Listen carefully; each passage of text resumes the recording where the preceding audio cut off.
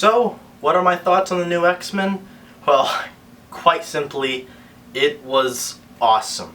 The writing, the acting, everything about it, the characters, all of it was just absolutely fantastic. I loved every minute of it. Now, the only downside I see is that you've really got to know your information before you see this movie. Because if you don't know all about, like, the characters and the current state that they're in, then you're going to be so lost. And I'm glad I watched the other movies before I saw this, because even having seen all the other movies, I still was a little bit confused here and there. So that's a downside there. Another downside is that the film's almost kind of incoherent, which, you know, it's kind of supposed to be. It's two different timelines, and you would think that that would be good, but I mean, it is good. I love the story. It wasn't coherent at all. It would have been better, I think, if it stick to one storyline, but it has a lot of time travel and it gets really confusing sometimes, so that's kind of, you know, the only minor downside I see to it. A good thing, a really good thing that I liked, was that you see characters that you haven't seen since Last Stand, which made my day. I loved seeing Storm again, and Iceman, and Hank, the Beast. I loved seeing all of them. And it was cool. I loved seeing Cyclops and Rogue too, which I didn't think I was going to see them, and that was pretty neat. Basically, the storyline goes, Wolverine is sent back in time to stop the humans from creating the Sentinels, which were created by the humans to basically eradicate the mutants, because the mutants were becoming the more evolved species, and according to natural selection, the higher species will live and the lower species will die, kind of like the humans and the Neanderthals. It's kind of the course of evolution. That's how it goes. Now, this isn't a science lesson, but that's basically the big theme of the movie, and that was pretty cool. I liked how they did that. It was cool to see the Sentinels. I love the comics, so seeing the Sentinels on the big screen was just awesome.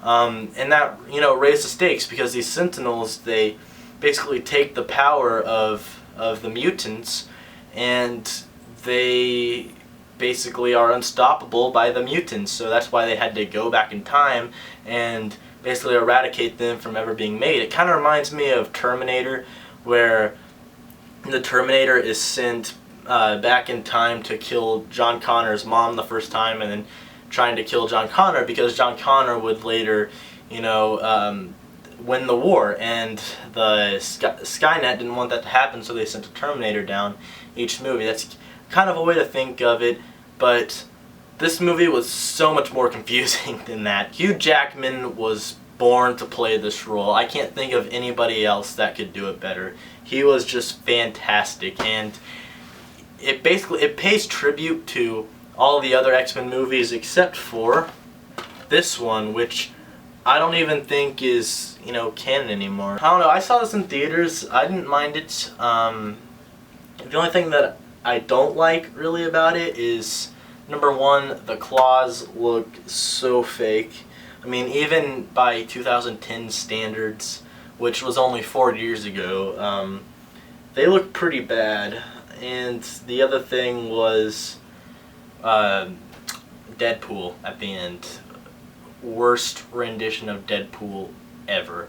And I feel bad for Deadpool fans, because, you know, this was the chance to have Deadpool on the big screen for the first time, and they completely, you know, blew it. Wade Wilson at the beginning, he was good, but the minute Wade Wilson became Deadpool, just crashed. With that said, this film was basically a sequel to X-Men 3, and also kind of a sequel to Wolverine, the standalone movie. It was kind of a sequel to both. You could almost call it X-Men 4, which it kind of took that name, at least for me. It was cool just to see all the actors come back, because after X-Men 3 notoriously killed off all the characters, not all the characters, but most of the characters, it was just kind of like an obvious attempt to end the series, which inevitably it failed.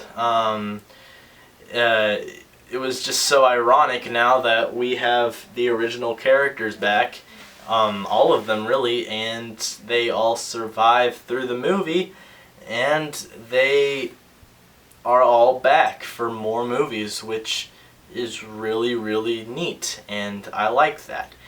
And who knew? I didn't know. But there is something that you got to keep in mind, something that I didn't know until actually quite recently, is that you have got to watch the end credits to these movies. Now, this is something that's been known for a long time, but it's kind of foreign to me. You've got to watch the end credits. It is imperative that you watch the end credits. I missed the ones for the earlier X-Men movies, and I regret it now, because I always thought that Professor X died in the third one, but it turns out at the end of the credits he lives. So that's why when I watched the end credits for Wolverine, I was so confused why Wolverine and Magneto were alive and had their powers. I was just so mind-boggled, and my friend, well, didn't you see the ending credits for X-Men 3? And I was like, no, because I didn't see it in theaters, and when I'm watching a movie at home, the minute the credits start up, I just turn the movie off, because who watches the credits to a movie? Very rarely do I ever watch credits to a movie, and that seems like, the exception.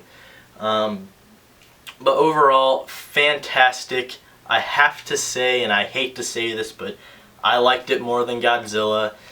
Godzilla, I was hoping for it. It was very nostalgic to see the first Godzilla movie in 10 years in the theaters, but the pacing didn't do it for me. And the pacing in X-Men was so fast-paced, and it kept you interested all the way through. And if there was a dull moment, then the dialogue was so connected to the story, and it was so relevant, and the writing was so careful and so nice that you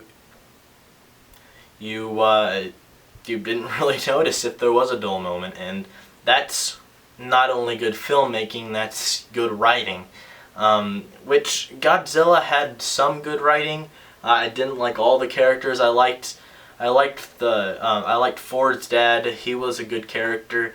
It's just he wasn't in the movie very long. He was about in the movie as long as Godzilla was.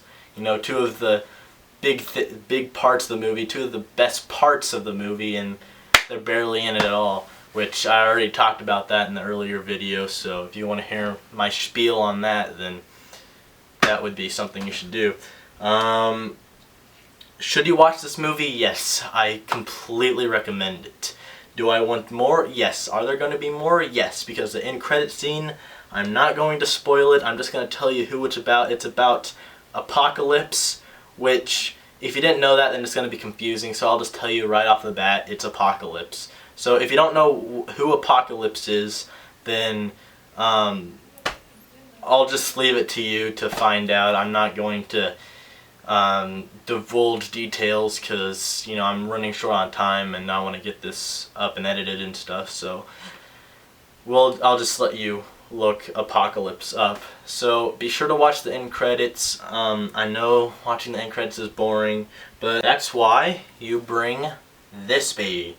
So yeah, so just text, go on Facebook, Twitter, whatever you do, Instagram, or talk to the person next to you, or whoever you went with, and just kind of visit a little bit until the credit scene comes up, and then watch it. It'll set up the next movie, and from there on out, I'm going to do this.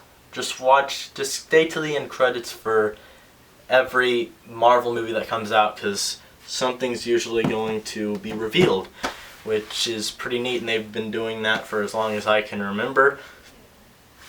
So that's about it. It was a fantastic movie. You guys really need to see it, and I loved it. I'm ready for more. I'm pumped for more, and there's talks of a new Deadpool movie coming out, which I hope will be good, but I don't know. I hope, in all honesty, I hope they learned their lesson from X-Men Origins Wolverine, so I hope this Deadpool is, well, actually Deadpool. So, with that said, this is Web Productions signing out.